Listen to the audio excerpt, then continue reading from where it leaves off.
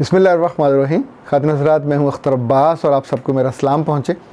बच्चे हों जब बड़े, दोनों में इन दोनों एक नया मसला वालिदैन को दरपेश है, उनका सामना करना पड़ता है। अब्दुर्रहमान साहब की 2 बेटियाँ हैं और इरसा गज़ल के 2 बेटे और 1 बेटी हैं। ये पाँचों बच्चे स्कूल गोइंग हैं और एंग्ज़ाइटी का शिकार हैं। एंग्ज़ाइटी है क्या, आज हम इसके बारे में बात करेंगे। एंग्ज़ाइटी इंसान की खुशियों को खा जाती है, आपकी एनर्जी को खा जाती है, आपकी जो नॉर्मल ज़िंदगी का जितना भी स्पैन होता है वो सारे का सारा मुंतशिर हो जाता है। एंग्ज़ाइटी की 3 किस्में हैं, हम तीनों पे आज तो बात नहीं कर सकेंगे, लेकिन जो जनरल डिसऑर्डर है हम उस पर बात ज़रूर करेंगे। इसको आमतौर पे GAD कहा जाता है, जनरल एंग्ज़ाइटी डिसऑर्डर। ये वो डिसऑर्डर है जिसमें कम से कम कोई बच्चा या बड़ा 6 माह तक मुब्तला रहे।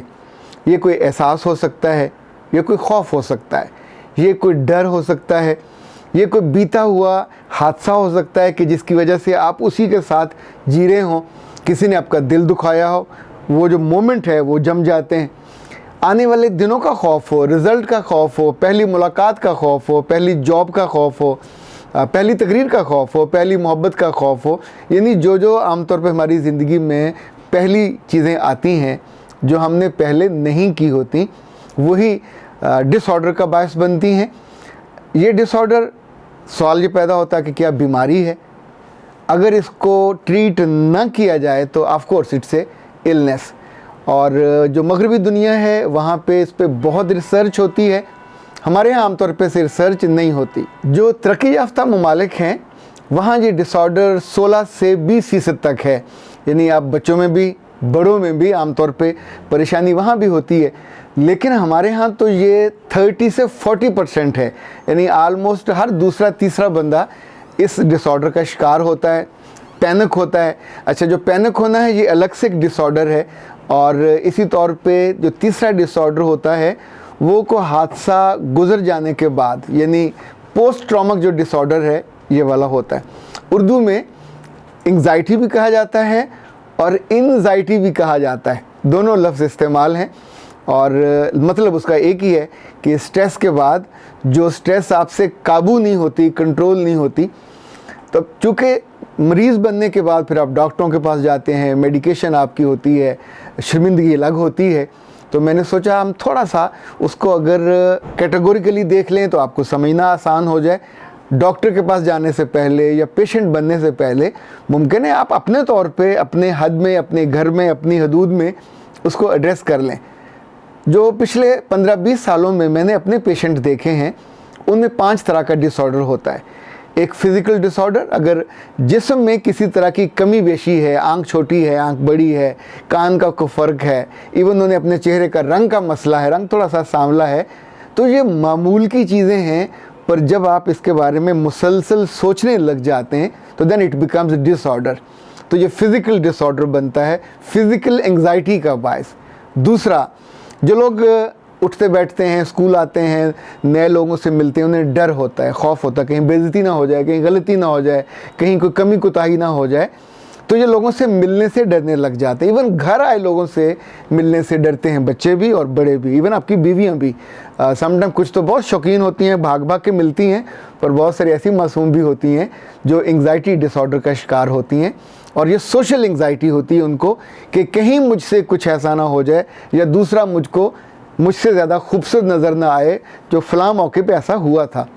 तीसरा, मर्दों को आमतौर पर फ़ाइनेंशियल एंग्ज़ाइटी होती है, यानी घर के अखराजात, बिल, 100 तरह के लेन देन, उसमें अगर पैसे पूरे नहीं हैं जेब में और पीछे से आमद पूरी नहीं है तो आमद और जो सप्लाई का निज़ाम है वो डिस्टर्ब है, तो आम तौर पे मर्द मुस्कुराते रहते हैं, मजबूत होने का जाली तासुर देते हैं, अंदर से इनको फ़ाइनेंशियल एंग्ज़ाइटी होती है। चौथी एंग्ज़ाइटी बहुत डिफरेंट है, ये हर उस शख्स को होती है जिसने गलती की हो, कुताही की हो, किसी का दिल दुखाया हो, किसी की ग़िबत की हो, चुगली की हो, किसी के साथ कुछ नाइंसाफ़ी, जुल्म और ऐसा सलूक किया हो जिसको वो जस्टिफाई ना कर सकता हो। तो फिर क्या होता है कि जब आप अकेले बैठते हैं तो आपका दिल आपको शर्मसार करता है, फिर आप उस पर परेशान होते हो, पशेमान होते हो, उससे इजहार नहीं कर सकते, तो आपको स्पिरिचुअल एंग्ज़ाइटी होने लग जाती है। ये एंग्जाइटी आपको खौफ में मुब्तला करती है, अल्लाह की नाराज़गी से डराती है, ख़ुद आपके अपने तासुर, इज़्ज़त, एहतराम, वक़ार उसको डैमेज होने का डर आपका होता है। सबसे अहम ये कि आपको लगता है कि इट वाज़ नॉट फेयर और मुझे ये नहीं करना चाहिए था पर मुझसे हो गया। हम अगर उस मौके पे उसको साथ ही एड्रेस कर लेते तो ये एंग्जाइटी ना होती।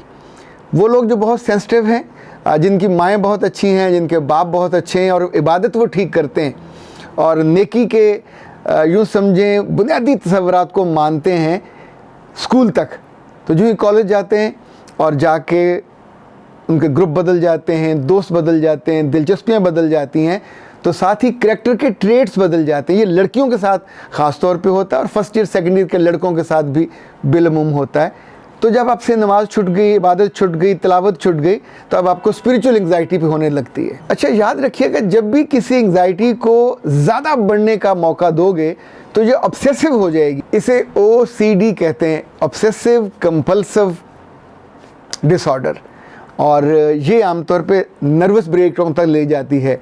ये जो लोग नर्वस हो जाते हैं ये उनके साथ ख़ास तौर पे पेश आता है। अच्छा जी, अब ये हमने सोच लिया, देख लिया और जान लिया कि ये सारे डिसऑर्डर मुमकिन होते हैं और हर एज में होते हैं। अम्मा को भी हो सकता है, अब्बा को अलग से हो सकता है, रिश्ता नहीं आ रहा हो तो बहन को भी हो सकता है, और रिश्ता ज़्यादा आ जाए तो भी हो सकता है।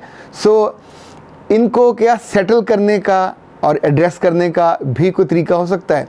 आपको हैरत होगी कि अमेरिकी यूनिवर्सिटी में उन्होंने 67 औरतों को लिया जो 45 और 55 के रेंज की थी, उन पे तजर्बे किए। आलमोस्ट हर यूनिवर्सिटी में इन चीज़ों पे न सिर्फ थीसिस लिखे जाते हैं, उन पे रिसर्च होती है।